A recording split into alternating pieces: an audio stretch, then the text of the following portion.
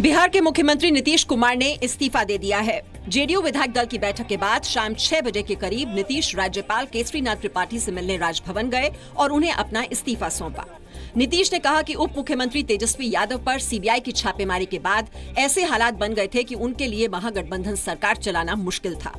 नीतीश ने ये भी कहा कि उन्होंने कभी तेजस्वी यादव का इस्तीफा नहीं मांगा था, सिर्फ आरोपों को लेकर सफाई मांगी थी। जितना भी संभव है हमने वह काम करने की कोशिश की है। 20 महीना भी पूरा हो चुका, 1/3 जिसको कहते हैं।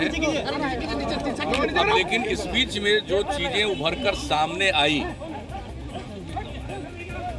अब उस माहौल में मेरे लिए काम करना, नेतृत्व करना इस महागठबंधन का संभव नहीं है। नीतीश ने नई सरकार बनाने के लिए बीजेपी का समर्थन लेने से इनकार नहीं किया। नीतीश कुमार की पार्टी जेडीयू ने आरजेडी और कांग्रेस के साथ मिलकर नवंबर 2015 में बिहार विधानसभा चुनाव में 2/3 से ज्यादा बहुमत हासिल किया था। प्रधानमंत्री नरेंद्र मोदी ने बिहार के मुख्यमंत्री नीतीश कुमार के इस्तीफे का स्वागत किया है। पीएम ने नीतीश के इस्तीफे के कुछ ही देर बाद ट्वीट कर कहा कि भ्रष्टाचार के खिलाफ लड़ाई में जुड़ने के लिए नीतीश कुमार जी को बहुत बहुत बधाई। 125 करोड़ नागरिक ईमानदारी का स्वागत और समर्थन कर रहे हैं। देश के, विशेष रूप से बिहार के उज्जवल भविष्य के लिए राजनीतिक मतभेदों से ऊपर उठकर भ्रष्टाचार के खिलाफ एक होकर लड़ना आज देश और समय की मांग है।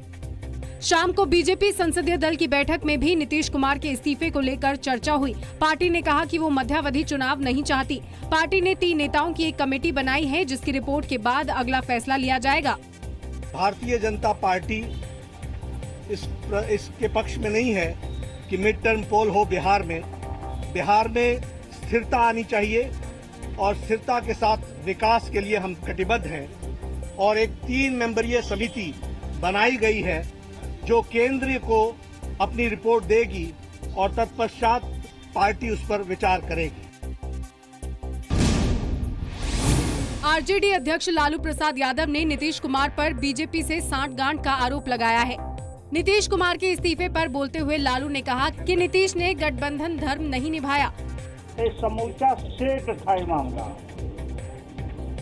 और विधानमंडल ने कहा कि भाई हम अपना नेता, हमारा कोई कसूर नहीं किया, हम क्यों इस्तीफा दिलाएंगे।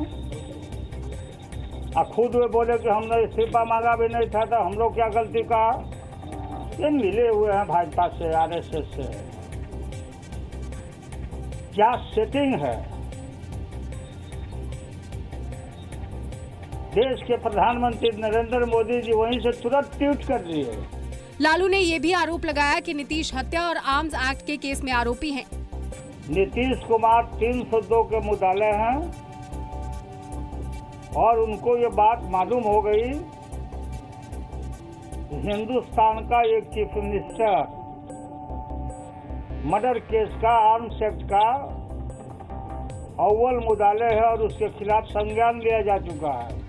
कांग्रेस ने नीतीश कुमार के इस्तीफे के बाद अगले कदम पर अभी अपना रुख साफ नहीं किया है। पार्टी ने कहा कि वो चाहेगी कि गठबंधन 5 साल तक चले। हम भारतीय राष्ट्रीय कांग्रेस की ओर से, जो महागठबंधन का एक अहम हिस्सा है, ये प्रयास करते रहेंगे कि गठबंधन का और बिहार के जनादेश का संपूर्ण सम्मान हो। बीजेपी अध्यक्ष अमित शाह गुजरात से राज्यसभा चुनाव लड़ेंगे। बीजेपी संसदीय दल की बैठक में ये फैसला लिया गया। अमित शाह फिलहाल गुजरात की नारनपुरा सीट से विधायक हैं। सूचना प्रसारण मंत्री स्मृति ईरानी भी गुजरात से ही राज्यसभा चुनाव लड़ेंगी। हमारे राष्ट्रीय अध्यक्ष श्री अमित भाई शाह जी वह राज्यसभा के लिए मनोनीत होंगे।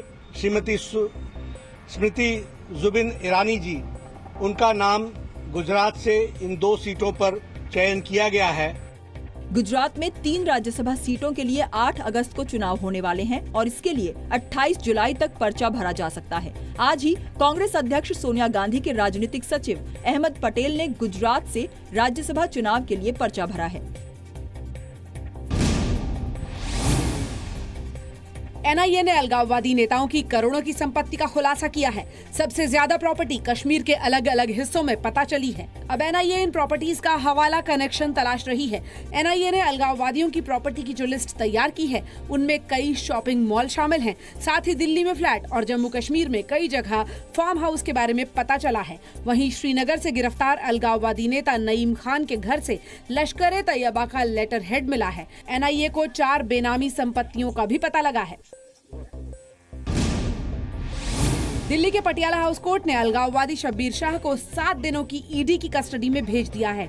शब्बीर शाह को मनी लॉन्ड्रिंग केस में कल श्रीनगर से गिरफ्तार किया गया था और आज पेशी के लिए दिल्ली लाया गया था। शब्बीर शाह ने अपनी गिरफ्तारी को राजनीतिक साजिश बताया।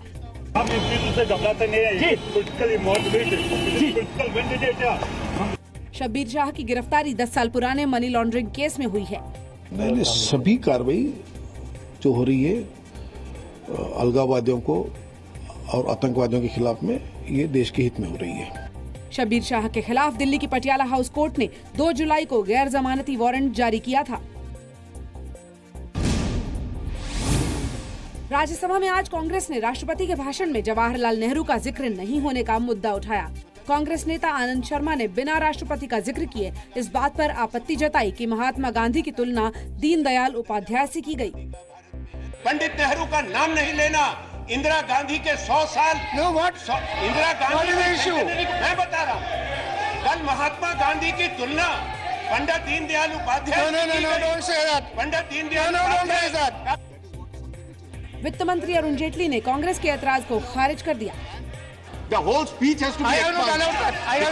For the reason there is a rule which even the chair is bound by, that you do not refer to high constitutional authorities and what they have said in a debate in the House.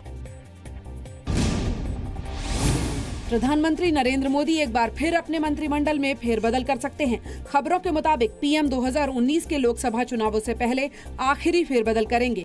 फिलहाल कई मंत्रियों के पास 1 से अधिक मंत्रालयों की जिम्मेदारी है। जिन राज्यों में चुनाव होने वाले हैं, वहां से कुछ नए चेहरों को मंत्रालय में शामिल किया जा सकता है। सूत्रों की माने तो कलराज मिश्र और जेपी नड्डा को कैबिनेट से हटाया जा सकता है। नड्डा को हिमाचल प्रदेश में होने वाले विधानसभा चुनाव के लिए सीएम का उम्मीदवार बनाया जा सकता है। नए चेहरों में राम माधव और भूपेंद्र यादव को मंत्रालय की जिम्मेदारी दी जा सकती है। राजस्थान के अलावा दक्षिण से भी कुछ मंत्री बनाए जा सकते हैं। विदेश मंत्री सुषमा स्वराज ने इराक के मोसुल से लापता 39 भारतीयों के बारे में लोकसभा में जवाब दिया। विदेश मंत्री ने कहा कि सरकार के पास इस बात के कोई सबूत नहीं है कि भारतीयों की मौत हो गई है। ऐसे में सरकार उन भारतीयों की तलाश जारी रखेगी। एक व्यक्ति कह रहा है मारे गए, बाकी हमारे सोर्सेज कह रहे हैं वो मारे नहीं गए। इसलिए सरकार की जिम्मेदारी का तकाजा है कि वो उनकी तलाश करे, और इसलिए मैं तलाश कर रही हूँ और इसी सदन से अनुमति लेकर के तलाश कर रही हूँ। सुषमा स्वराज ने कहा कि मोसुल और उसके आसपास भारतीयों के मारे जाने के कोई सबूत नहीं मिले हैं। इराक में मजदूरी करने गए 39 भारतीय 2014 से लापता हैं।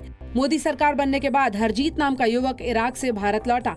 हरजीत ने बताया कि सभी 39 भारतीयों को आईएसआईएस ने मार डाला है। 24 नवंबर 2014 को कांग्रेसी सांसद ज्योतिरादित्य सिंधिया ने ये मामला उठाया था। करगिल विजय के 18 साल पूरे होने पर आज पूरे देश ने शहीदों को श्रद्धांजलि दी। दिल्ली में अमर जवान ज्योति पर थल, वायु और जल सेना के प्रमुखों के साथ रक्षा मंत्री अरुण जेटली कार्यक्रम में शामिल हुए। जम्मू कश्मीर के द्रास युद्ध संग्रहालय में भी करगिल के शहीदों के सम्मान में श्रद्धांजलि सभा का आयोजन किया गया। पीएम मोदी ने ट्वीट किया कि विजय दिवस उन जवानों की शौर्य गाथा को बयां करता है जिन्होंने देश के लिए प्राण न्यौछावर कर दिए। उत्तर प्रदेश के राज्यपाल राम नाईक और मुख्यमंत्री योगी आदित्यनाथ ने शहीद स्मृति वाटिका में शहीदों को श्रद्धांजलि दी। अरविंद केजरीवाल पर दिल्ली हाईकोर्ट ने मानहानि के एक केस में 10,000 रुपए का जुर्माना लगाया है। केंद्रीय वित्त मंत्री अरुण जेटली पर अरविंद केजरीवाल ने डीडीसीए के अध्यक्ष पद पर रहते हुए भ्रष्टाचार का आरोप लगाया था। 17 मई 2017 को इस मामले की सुनवाई के दौरान केजरीवाल के वकील राम जेठमलानी ने अरुण जेटली के खिलाफ आपत्तिजनक शब्दों का इस्तेमाल किया था। इसको लेकर जेटली ने मानहानि का दूसरा मुकदमा दर्ज कराया था। इस केस में कोर्ट ने 23 मई को केजरीवाल से जवाब मांगा था। जवाब न देने पर 10,000 रुपए का जुर्माना लगाया। केजरीवाल ने कोर्ट में लिखित में दिया था कि राम जेठमलानी ने खुद ही आपत्तिजनक शब्दों का इस्तेमाल किया था। राम जेठमलानी ने इस केस को छोड़ दिया है। केस उसी कहने पे चला रहा हूँ। अभी जाके कोर्ट में कहा है कि ये जेठमलानी ने खुद कर दिया है अपने मर्जी से नहीं किया है, झूठ बोला है। और जो मेरे को कहना है मैं अपने जवाब में उसको कहा है। अभी जवाब उम्मीद करता हूँ कि दुनिया को दिखाएगा। दिल्ली हाईकोर्ट ने अरविंद केजरीवाल को जुर्माना भरने और 2 हफ्ते के भीतर जवाब देने का आदेश दिया है। पूर्वा एक्सप्रेस की पैंट्री की बिरयानी में छिपकली मिलने के मामले में रेलवे ने आरोपी ठेकेदार का कॉन्ट्रैक्ट रद्द कर दिया है। मंगलवार को हावड़ा से दिल्ली जा रही हावड़ा न्यू दिल्ली पूर्वा एक्सप्रेस की एक यात्री ने वेज बिरयानी का ऑर्डर दिया था। उसी ने ये शिकायत की है। रेल मंत्री जी ने पूरा संज्ञान लिया है और कल ही रात में ये निर्णय लिया गया था कि अगर इस तरह की लापरवाही होती है और यात्रियों के खाने के साथ में इस तरह की लापरवाही होती है तो इसमें सख्त से सख्त, कड़ी से कड़ी कार्रवाई की जाएगी। और उस कार्रवाई के लिए आज ही सुबह 10:30 पे 10:30 बजे सवेरे ईस्टर्न रेलवे जहां से ये कॉन्ट्रैक्ट दिया गया है वहां से इस कॉन्ट्रैक्टर का जो 5 साल का कॉन्ट्रैक्ट था इसको टर्मिनेट करने का नोटिस दे दिया। रेलवे का कहना है कि केटरिंग सेवा में लापरवाही को लेकर 0 टॉलरेंस की पॉलिसी है। श्री सुरेश प्रभु जी ने इस मामले में एक 0 tolerance towards poor quality of food and over charging ये पॉलिसी अपना रखी है। तो इस पॉलिसी के तहत वो जो है हम इस तरह की कोई भी जो शिकायत आती है उसको लाइटली नहीं लेते हैं। सीएजी ने भी हाल ही में एक रिपोर्ट जारी की थी कि रेलवे का खाना खाने लायक नहीं है। आज लोकसभा में भी खराब खाने का मुद्दा उठा। पिछले 2 सालों में ज्यादा से ज्यादा सख्त कार्रवाई हमने ऐसे कॉन्ट्रैक्टर के खिलाफ भी किए और ये बिल्कुल सही है। जहाँ पर आपके पास ऐसा कुछ होगा प्रूफ कि हमारे ऑफिसर भी उसमें इन्वॉल्व है तो आप मुझे दे दीजिए, हम उसके ऊपर जितनी सख्त कार्रवाई हो सकेगी उतनी कार्रवाई जरूर करेंगे। ट्रेन में खाने की शिकायत ट्विटर के अलावा 138 और 1800 111 321 टोल फ्री नंबर पर भी की जा सकती है।